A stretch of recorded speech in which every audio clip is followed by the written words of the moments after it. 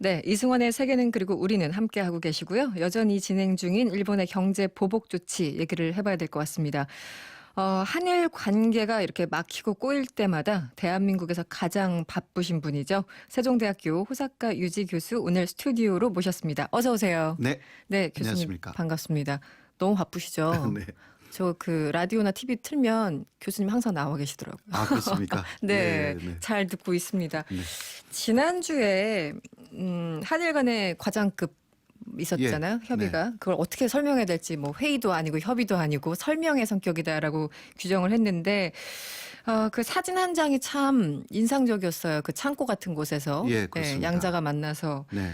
근데 그 일본을 뭐 여행하시고 이런 분들은 이제 일본은 예의를 갖춘 나라다 네. 이렇게 평가하시는 긍정적인 평가도 있었는데 그런 걸 보면은 이건 진짜 아니지 않나 이런 생각이 들었습니다. 어떻게 보셨어요? 네, 그거는 그 완벽한 홀대. 완벽한 홀대.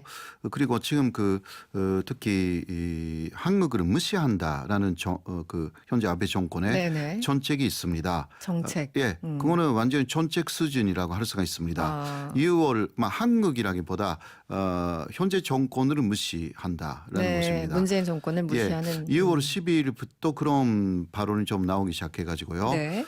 그러니까 정권 교체까지 자민당의 책임 있는 사람이 말하기 시작했습니다. 한국 정권 교체요. 예, 그러니까 문재인 정권을 네. 친일적인 정권으로 네. 교체해야 된다. 그런 뜻이죠. 그때까지는 존중한 무시를 한다. 네. 그래서 G20에서도 네. 문재인 대통령 쪽에서는 아베 신조 일본 총리를 만나고 싶다. 네네. 이렇게 계속 라브콜을 보냈지 않습니까? 네네네. 그러나 완전히 무시를 했고, 근데 그 다음에 더 기습적으로 보복 조치를 발표했습니다. 그랬죠. 이것은 완전히 이쪽으로 무시하고 있는 거죠. 예, 이 기조를 당분간 아마 유지할 것으로 보이고요. 네. 그러니까 그 홀대라는 것은 완전히 무시하고 그냥 설명하러 우리는 그 가는 것이고 또 이쪽에서 요청하지도 않는데 그 불청객이 왔다. 네. 예, 그런 이미지로. 이미지죠. 그러니까 이게 뭐 중간중간 감정을 조금 상하게 하기 위해서 섭섭하게 하는 정도가 아니라 아예 정책적으로 대놓고 우리는 한국 정부 특히 이제 문재인 정부를 무시한다. 이거 예, 드러내려고 하는 예, 뭐 명확한 메시지가 없는 있다는. 것으로 생각하면서 마음대로 하는 것입니다. 근데 현재. 그런 평가가 있었어요. 그 G20 때 결국은 이제 한일 간의 정상이 만나지 못했잖아요. 네. 그런데 외무성에서는 만나자고 하는 의견, 그러니까 공무원들 이쪽 조직에서 만나자고 하는데 이 총리 측근들이 그렇게 극구 말려서 그렇습니다. 이견이 있었다고 하는 게 네. 맞습니까? 맞습니다. 그러니까 외무성 라인은 계속 대화를 대화를 하자. 생각을 한 거죠.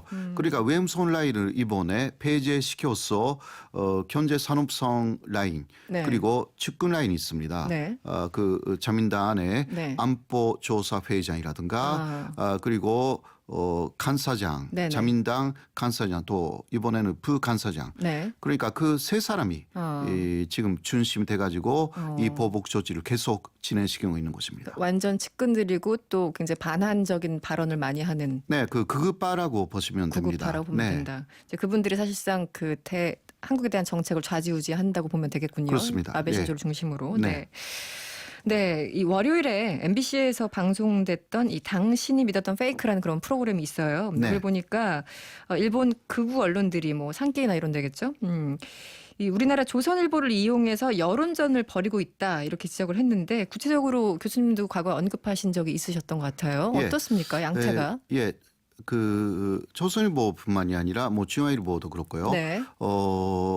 그러니까 한국의 지금 정권에 상당히 비판적인 내용이 나오면 그것을 계속 한국 안에서도 이런 내용이 있다라고 또 인용하면서 네. 또 거기에 댓글이 달리지 않습니까? 댓글. 예, 네. 댓글이 아주 심하게 그 정권을 비판하는 댓글을 그대로 올리고 거기에 찬성 반대도 그러니까 찬성이 200에 네. 반대 1 이런 식으로 해가지고 압도적으로 이게 마치 한국의 민심이 현 정권의 비판적이다 이런 것을 인상 심으려고 하는 그런 의도가 조금 보이고요. 근데 그것뿐만이 아니라 그때 제가 그 다른 프로그램에서 네네. 확실하게 이야기한 것이 네. 조금 왜곡되어서 네. 보도가 됐어요. 어떤 걸까요? 네, 그거는 정확하게 제가 이야기를 한 것은 조선일보의 댓글이 있지 않습니까? 네. 그러니까 한국인들이 쓴 댓글 네. 그것을 조선일보가 일본어로 번역하여서 네. 또 하나의 댓글을 기사화시켜서 일본에 계속 5개월간 보냈습니다. 5개월 동안 네네. 보도를. 그러니까 특히 한국인의 지금 정권을 비판하는 댓글 그리고 거기에 그러니까 조선일보에 들어가는 분들이니까 네네. 찬성이 많잖아요. 아무래도 이제 문재인 정권의 비판적이고 비판적인 해당 분들이 기사에는 찬성하는. 그러니까 아까 갔던 그 200대 1이라든가 이런 것까지 번역하여서 그러니까 일본 언론들도 번역하는데 네. 그거 아니라 조선일보 자체가 댓글을 번역해서 그것을 하나의 기사로 만들어서 일본에게 2018년 10월부터 2019년 2월까지 계속 보냈습니다. 그걸 그러니까 자체 생산이네요. 네. 본인들 이제 기사 쓰고 부정적인 댓글 달리면 그걸 다시 일본어로 번역을 해서 예. 기사화를 했다라는 예. 건데 그게 5개월간 지속됐다. 네. 그 이유는 아직 발견되지 않지만 그거는요. 저번에도 그 다른 프로에서도 조금 이야기했지만 네. 시작된 시점이 네. 문재인 대통령의 지지율이 그 상당한 높은 수준이었는데 쭉 떨어졌잖아요. 네네네. 상당히 떨어졌을 때부터 시작됐습니다. 그러니까 지지율에 예. 맞춰서 기사도 예. 그렇게 나갔다. 네네네. 그 어떤 타이밍을 이제 주목을 하시는 거군요. 네. 그 이제 참여연 선거가 21일이잖아요. 그렇습니다. 일요일인가요? 네, 참여연 선거가 있는데 며칠 전에 현지 기자를 저희들이 연결해서 얘기를 들었습니다만 네. 이번에도 참여연 이긴다. 아베. 네, 아베가. 네, 예, 아베가. 지금도 여전히 그렇습니까? 결과가 압도적일까요? 아니면 압도적이진 않지만 과반은 넘기는 수준입니까? 전망하시기에는. 일단 분위기는 네. 그러니까 이렇게 말합니다. 그 아슬아슬하게 이기는 그러한 의견도 있고 네. 그렇지 않고 안전적으로 이긴다라는 의견도 있습니다. 그러니까 상당히 지금 그 스펙트럼이 네. 좀 길어요. 전망이 굉장히 넓습니까? 예, 여러 가지 그렇습니다. 다양하게? 예, 다양하게 그렇게 나와 있어가지고 일단 대체적으로는 그러나 네. 안전적으로 이기는 것이 아닌가. 그러니까 3분의 2 네. 그래서 개헌 라인은 조금 어렵지만 개헌하기는 어렵지만 예, 네. 안전적 다수가 네. 되지 않을까 그러한 예측이 상당히 우세합니다. 네. 그래도 불안하게 보는 그 보도도 조금 있습니다. 그 아베 정권에 대한 그 눈에 보이지 않는 반감들이 네. 상당히 있다라는 보도가 좀 있었어요. 네네네. 그런 사람들은 아베 정권 지지자였을 경우는 투표하러 가지 않는다. 예. 마음이 떠난 사람들은 투표장에 가지 않는다. 예. 네, 그러나 그 절대적으로 아베 정권을 이번에 무너뜨려야 한다라는 사람들은 반드시 투표하러 간다.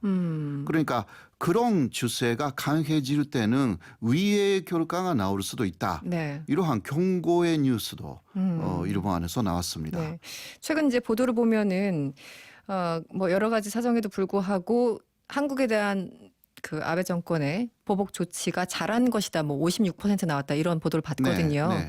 그만큼 여론전을 잘 하고 있는 겁니까, 아베가? 아니면은 이것이 아베가 특별하게 여론전을 잘하지 않더라도 기본적으로 일본 사람들이 한국인들에 대한 반감, 역사적으로 갖고 있었던 그게 반영된 건가요? 어떻게 봐야 될까요? 역사적으로 갖고 있었다라기보다 네. 몇 년간의 아베 정권에서 혐한 분위기를 굉장히 많이 만들었습니다. 네, 그렇죠.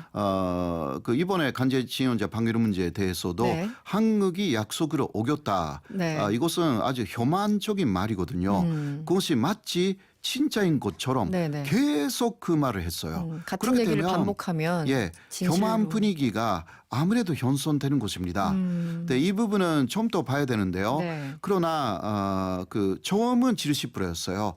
보복 조치에 네. 찬성한다가 네. 그다음 57% 혹은 다른 조사에서 45%까지 내려갔습니다. 내려갔군요. 네. 그러나 요새 또 상케신문의 조사에서는 다시 70%까지 올랐어요. 그러니까 네. 언론사마다 조금 하는 방법이 다르기 때문에 조금 그 부분은 상세하게 뭐라 그럴까 분석해야 한다고 생각합니다. 아까 초반에 이제 뭐 정권 교체까지 의도하고 있다 일본 네. 그 코어 그룹에서 말씀하셨는데 실제 기사를 읽다 보면 이번에 이제 일본이 경제 보복 조치를 하지 않습니까? 그럼 우리나라 경제가 많이 흔들릴 거고 네. 그러면 내년 우리가 총선이 있잖아요. 한국에서. 네네. 내년 총선에 지금 집권당이 무너질 거고 경제 네. 상황이 안 좋으면 그렇다면 네. 이것이 대선까지 가서 결국 정말 문재인 정권과 반대에 있는 사람들이 될 수 있을 것이다. 그것까지 생각하고 있다라는 보도를 제가 본 것 같은데 네네.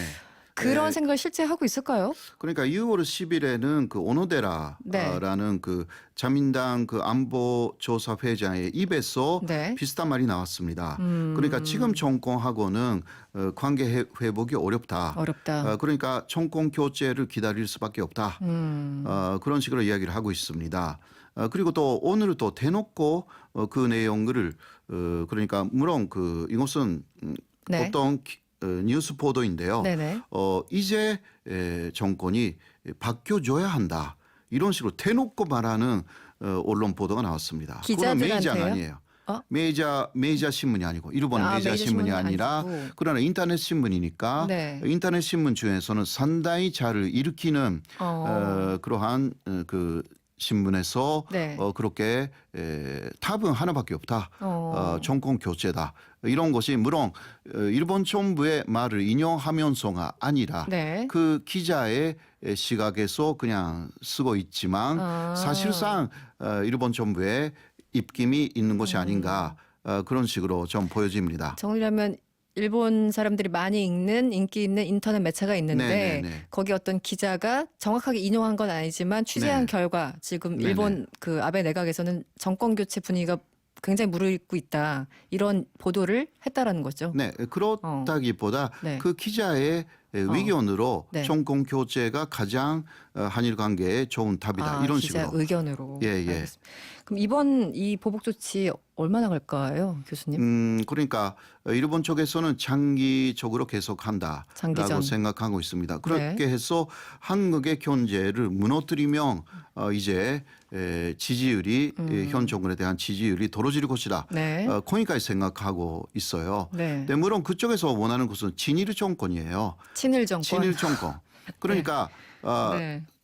그 아베 정권의 말을 다 들어주는 정권이에요. 그러니까 또 말씀드리면 그 박근혜 정권의 후기 네. 2015년에 위안부 합의를 박근혜 정권에서 해줬죠. 네. 그 이전에는 상당히 반일적이었어요. 그때부터 보복 조치를 생각했다라는 네. 기사가 또 나왔고요. 일본에서 현재 아베 정권 똑같은 사람들이 똑같은 지금 사람들이. 세 사람 똑같은 사람들이. 그러니까 그 알겠습니다. 이후 그래서 그 네. 예. 알겠습니다. 네, 시간이 다 돼서요. 예, 네. 시간이 다 됐는데요. 말씀 잘 마지막 말씀 들었습니다. 네, 드리고 싶은데 세종대학교 어쩔 수가 없네요. 후사과 유지 교수였습니다. 고맙습니다. 네, 고맙습니다.